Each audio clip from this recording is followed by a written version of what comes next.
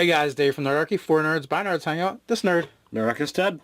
GM Fiat, in your game, is it a cudgel or is it a cool moment waiting to happen?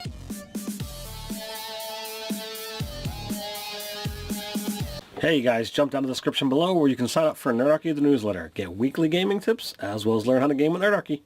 GM Fiat, that is what we're discussing. That is what we're talking about. That's what I decree. The first thing we did was look up the definition of GM Fiat on Urban Dictionary.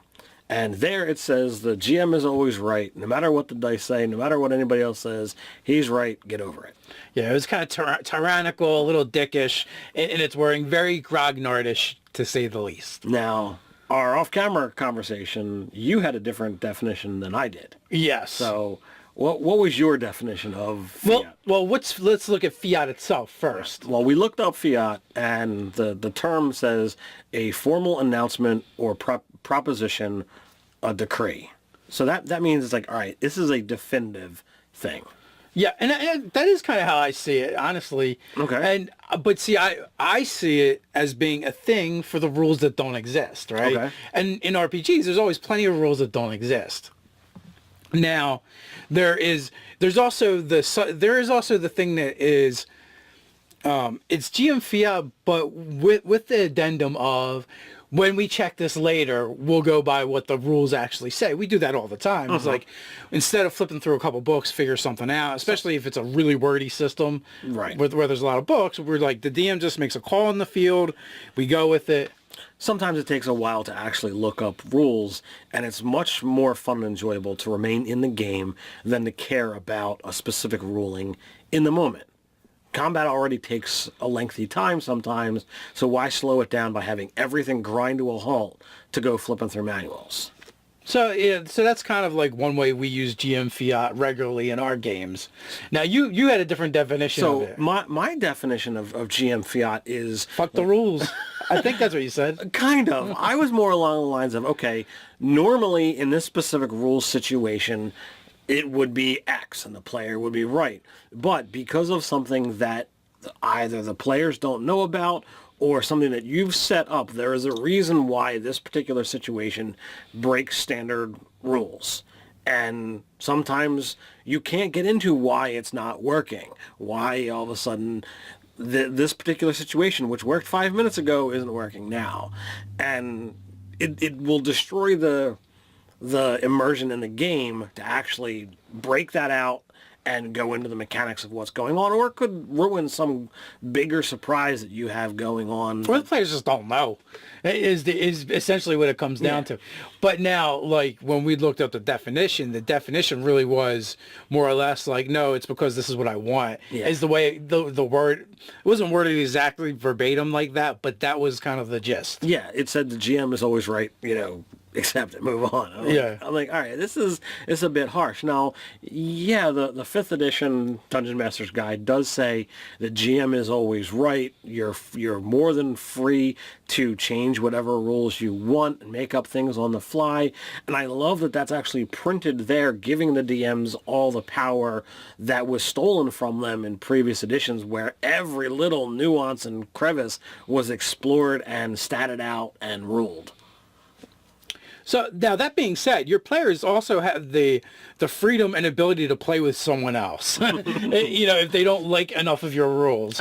That's 100% correct. And there's times that I've seen that type of situation happen where DM's like, well, this is the way I'm running things, and people say, well, okay, well then have fun running them by yourself. Well, so that's just it. Like, so where's the happy middle ground? Is it that GM Fiat is junk and you shouldn't use it? Is it something that they should just remove out of the game and doesn't belong there? Or, is there some middle ground that we can find common ground on? And is there a specific way to use GM Fiat in your game that improves the experience for everybody? It isn't just, it's just not a hammer to beat the piss out of your players with. And I guess that's the problem. Like, there was definitely like this old schooler way of gaming, where some of the grognards and old schoolers are like, it's us against them, which is the most ridiculous thing in a game like Dungeons and Dragons anyway, because as the GM, I have all the books, I have everything at my disposal. It's not even a fair match. But I've seen players do it too. Like, I can beat the DM, like I can come up with blah, blah, blah. Well, the DM makes the rules, essentially, GM Fiat, so you can't. Like, he can do things you can't do. Yes. Like, not follow the rules. He has the ability to break the rules. He has the ability to say, okay, well, you know what? This creature has got a plus 47 to hit because of X, Y, and Z, and therefore, unless I roll a 1, I don't miss. And, I've got this other power that says if I roll a 1, I still hit. So, that being said, okay, well, in my game, many sessions ago, Bloodfang, when he was just Bloodfang, I don't even think he was Victorious yet, or whatever his name is, Victus yet. They're in a tavern. He's like, I want to pick up one of the really big tables and throw it at our enemies. And I think he had like a 20 strength at that time, or maybe even a 22. And I was like, sure, there's no rules for that, right? So that's where GM Fiat comes into me. It's like, well, I, as the GM, I have to abjugate on the fly, and I'm like, well, you know what? Just make a strength-based attack roll. I'm not going to give you a disadvantage, and I'm not going to give you. I'm going to let you be proficient with the attack. It's a big-ass table. It's probably it's pretty hard to miss, and you're immensely strong. Right. And so I said, all right, well, it didn't do a ton of damage when it hit, but it knocked them down or whatever, and it hit a group of them at once. So in my opinion, that's how you use GM Fiat. You use GM Fiat to add fun to the game. Now, I had a similar situation that was actually ruled in the other direction. We were, playing, and, you weren't the DM. I was playing with non-Nerdarchy people, and I was playing a barbarian, and we were at a gathering, a feast, whatever have you, and there were tables where multiple people were sitting at. So I was like, all right, well, we're being attacked by archers.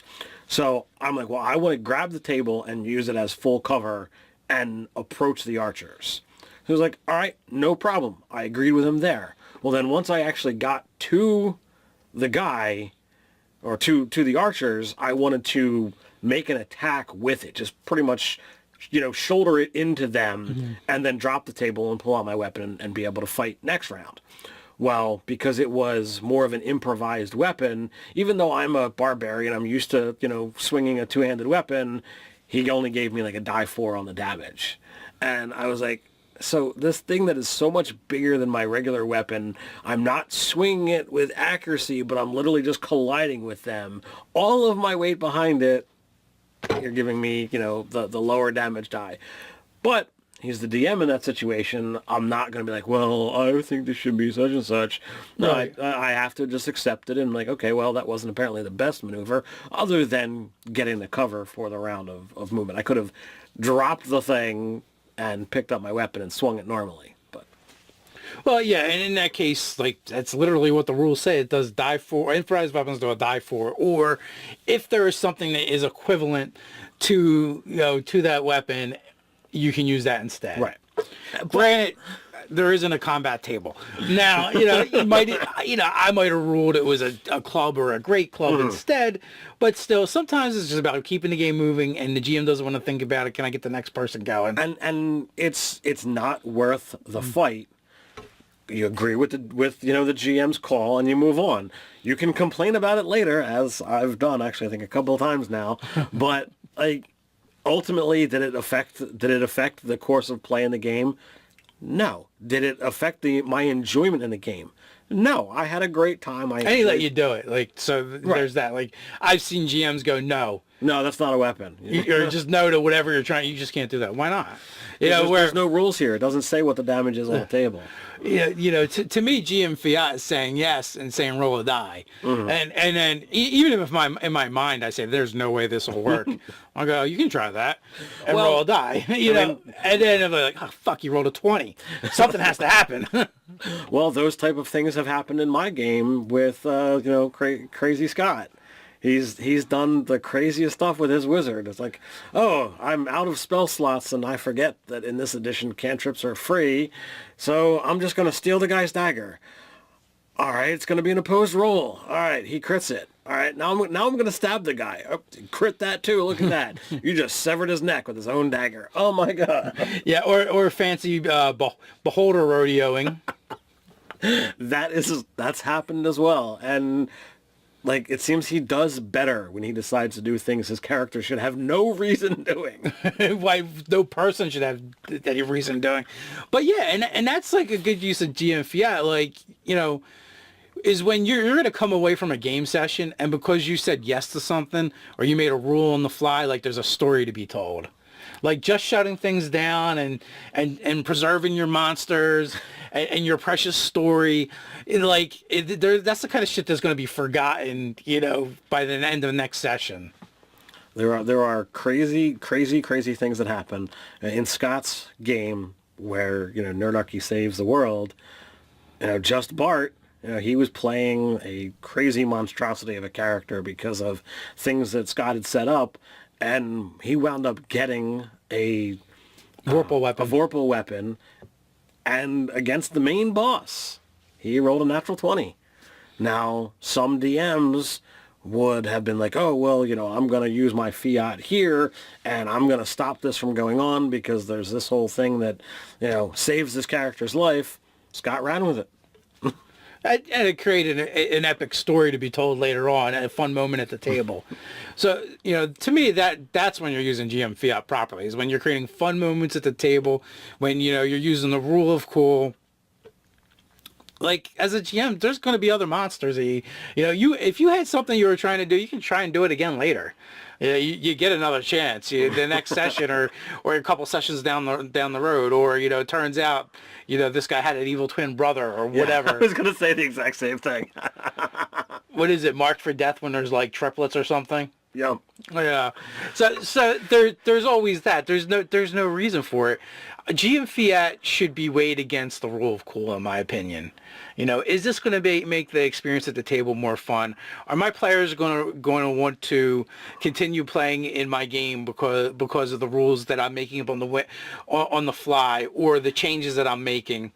Is it making the game more interesting? These are always the things that I'm going to ask myself, and maybe sometimes in retrospect I have to ask myself and go back and go, no, I could have did that better. Yeah, when you're going to make a rules call and possibly try to change the rules on something, think about a couple months from now, tomorrow, or a couple years from now, will your be players talking about this story as a, damn it, that DM, he did such and such and such and such, or it's like, holy crap, do you remember that time when Aeson stole the guy's dagger and killed him with it? I mean, that's nothing. Rarely do the things in my game that get talked about are the things that I planned as the DM. And I found that true for nearly all the games I've been in. It's only when your ideas meet the player's creativity that these moments really truly happen and come alive. I agree, and that's why this is actually all role-playing games are a cooperative storytelling situation. It's more than just a collaboration of people at the table. It's a collaboration of their ideas and the fun that you all have together. Like even in the game that I'm currently running, the Scarlet Sisterhood, like for some of those players, the idea when I go, hey, you tell me what happened, or you discover 4 rumors, here's 2 of them, you have to come up with the other 2. They're like, what? Oh, okay, and that's cool. You create this shared world, this shared experience, and that's how I feel like you should be doing it. Or that's how I feel like it should be done. So I'm not going to tell you how to play your game. Whatever is fun for you, you do that. But you let us know in the comments below. What do you think? How to use GM Fiat in your game? Do you agree with it? Disagree with it? You prefer like a Pathfinder or a 3.5 where everything is completely spelled out and the GM just doesn't have to think about anything? While you're at it, like, share, and subscribe. You can check out all the awesome, ever-growing articles over on Nerdarchy.com. So until next time, stay nerdy.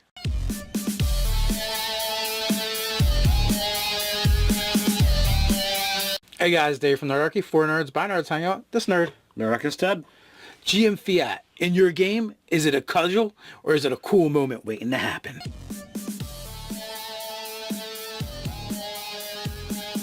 Hey guys, jump down to the description below where you can sign up for Nerdarchy the newsletter, get weekly gaming tips, as well as learn how to game with Nerdarchy.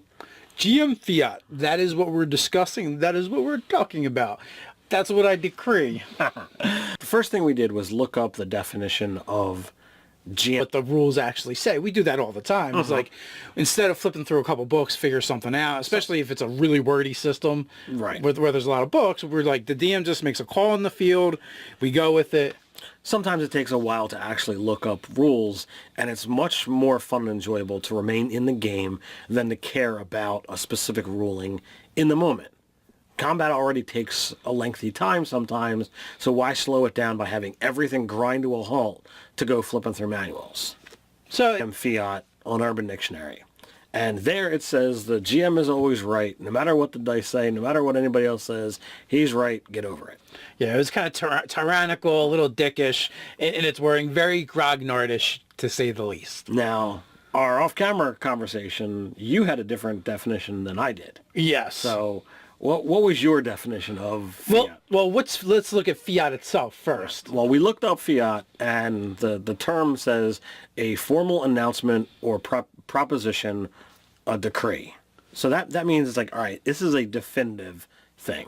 Yeah, and that is kind of how I see it, honestly. Okay. But see, I see it as being a thing for the rules that don't exist, right? Okay. And in RPGs, there's always plenty of rules that don't exist. Now, there's also the thing that is, it's GM Fiat, but with the addendum of, when we check this later, we'll go by. Yeah, so that's kind of like one way we use GM Fiat regularly in our games. Now, you had a different definition of it. My definition of GM Fiat is... Fuck the rules. I think that's what you said. Kind of. I was more along the lines of, okay, normally in this specific rules situation, it would be X and the player would be right. But because of something that either the players don't know about or something that you've set up, there is a reason why this particular situation breaks standard rules.